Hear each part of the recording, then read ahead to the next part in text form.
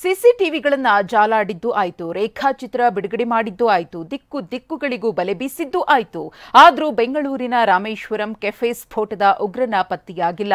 ಇದರ ನಡುವೆ ಬಳ್ಳಾರಿಯಲ್ಲಿ ಶಂಕಿತನ ಓಡಾಟದ ಸುಳಿವು ಪತ್ತೆಯಾಗಿದೆ. ಬಾಂಬರ್ನ ಮತ್ತೆರಡು ವಿಡಿಯೋ ರಿಲೀಸ್ ಮಾಡಿರುವ ಎನ್ಐಎ ಮಹತ್ವದ ಮಾಹಿತಿ ಕಲೆ ಹಾಕಿದೆ.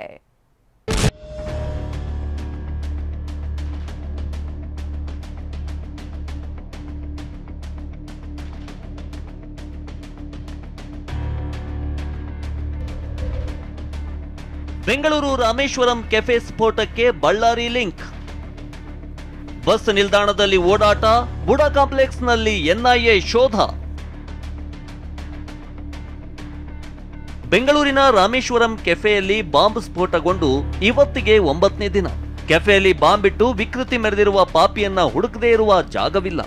ಸಿಸಿಟಿವಿಯಲ್ಲಿ ಕಾಣಿಸಿಕೊಳ್ಳುವ ಬಾಂಬರ್ ಪೊಲೀಸರು ಹಾಗೂ ಎನ್ಐಎ ಕೈಗೆ ಸಿಕ್ತಿಲ್ಲ. ಬೆಂಗಳೂರು ಹಾಗೂ ಸುತ್ತಮುತ್ತಲಿನ ಜಿಲ್ಲೆಗಳಲ್ಲಿ ಶೋಧ ನಡೆಸಿದ ಪೊಲೀಸರಿಗೆ ಶಂಕಿತ ಉಗ್ರನ ಬಗ್ಗೆ ಯಾವುದೇ ಸುಳಿವು ಸಿಕ್ಕಿಲ್ಲ. ನೀವು ಪೋಷಕರಾಗಲು ಕಾಯುತ್ತಿದ್ದೀರಾ? ಚಿಂತಿಸದಿರಿ. ಓಯಾಸಿಸ್ ಫರ್ಟಿಲಿಟಿ 90,000 ದಂಪತಿಗಳ ಜೀವನದಲ್ಲಿ ಸಂತೋಷವನ್ನು ತಂದಿದೆ. 7825893601ಗೆ ಕರೆ ಮಾಡಿ. ಅತ್ಯದ್ಭುತ ರಿಯಾಯಿತಿ ಪಡೆಯಿರಿ ಹಾಗೂ ಎಲ್ಲರಿಗೂ ಗುಡ್ ನ್ಯೂಸ್ ಕೊಡಿ. ಇದೇ ಬಾಂಬರ್ನ ಬೆನ್ನತ್ತಿ ಗಣಿನಾಡು ಬಳ್ಳಾರಿಗೆ ಹೋದ ಎನ್ಐಎ ಹಾಗೂ ಸಿಸಿಬಿ ಪೊಲೀಸರಿಗೆ ಮಹತ್ವದ ಸುಳಿವು ಸಿಕ್ಕಿದೆ. ಶಂಕಿತ ಉಗ್ರನ ಜಾಡು ಹಿಡಿದು ಹೊರಟ ಎನ್ಐಎ ಬಳ್ಳಾರಿ ಬಸ್ ನಿಲ್ದಾಣದ ಸಿಸಿಟಿವಿ ಚೆಕ್ ಮಾಡಿದೆ. ಮಾರ್ಚ್ 1ರಂದು ಅಂದ್ರೆ ಕೆಫೆ ಬಾಂಬ್ ಸ್ಫೋಟ ನಡೆದ ರಾತ್ರಿ 9 ಗಂಟೆಗೆ ಬಸ್ ನಿಲ್ದಾಣದಲ್ಲಿ ಓಡಾಡಿದ್ದಾನೆ. ಬಸ್ ನಿಲ್ದಾಣದಲ್ಲಿರೋ ಪೊಲೀಸ್ ಚೌಕಿಯ ಮುಂದೆ ಅತ್ತಿಂದಿತ್ತ ಓಡಾಡಿದ್ದಾನೆ. Light blue colour T shirt, ಕಪ್ಪು ಬಣ್ಣದ ಪ್ಯಾಂಟ್, ಕಪ್ಪು ಬಣ್ಣದ ಬ್ಯಾಗ್, ಮುಖಕ್ಕೆ ಮಾಸ್ಕ್ ಹಾಕಿಕೊಂಡಿದ್ದಾನೆ. ಇನ್ನು ಬಳ್ಳಾರಿ ನಗರದ ರಾಯಲ್ ಸರ್ಕಲ್ ಮೂಲಕ ಕೌಲ್ ಬಜಾರಿಗೆ ಶಂಕಿತ ತೆರಳಿದ್ದು ಓರ್ವ ಆಟೋ ಚಾಲಕನನ್ನ ವಶಕ್ಕೆ ಪಡೆದು ಎನ್ಐಎ ಅಧಿಕಾರಿಗಳು ತನಿಖೆ ನಡೆಸುತ್ತಿದ್ದಾರೆ.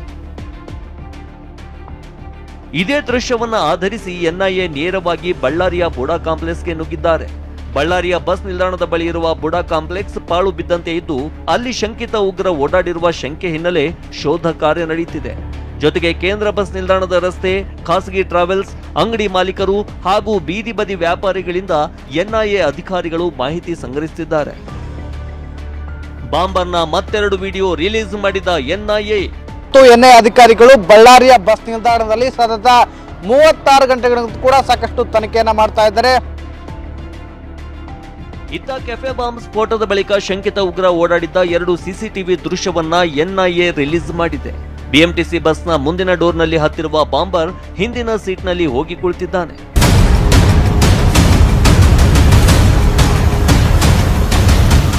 ಕಳೆದ 8 ದಿನಗಳಿಂದ ಬಾಂಬರ್ಗಾಗಿ ಪೊಲೀಸ್ ಟೀಮ್ ಹಾಗೂ ಎನ್ಐಎ ಅಧಿಕಾರಿಗಳು ಸಂಶಯ ಇರುವ ಎಲ್ಲಾ ವ್ಯಕ್ತಿಗಳನ್ನ ವಿಚಾರಣೆ ನಡೆಸಿದ್ದಾರೆ. ಈ ಹಿಂದೆ ಭಯೋತ್ಪಾದನಾ ಕೃತ್ಯಗಳಲ್ಲಿ ಭಾಗಿಯಾಗಿ ಜೈಲು ಪಾಲಾದವರನ್ನ ಬಾಯಿ ಬಿಡಿಸಿದೆ. ಆದರೆ ಬಾಂಬರ್ ಬಗ್ಗೆ ನಿಖರ ಮಾಹಿತಿ ಇನ್ನೂ ಸಿಕ್ಕಿಲ್ಲ. Bureau report, TV9.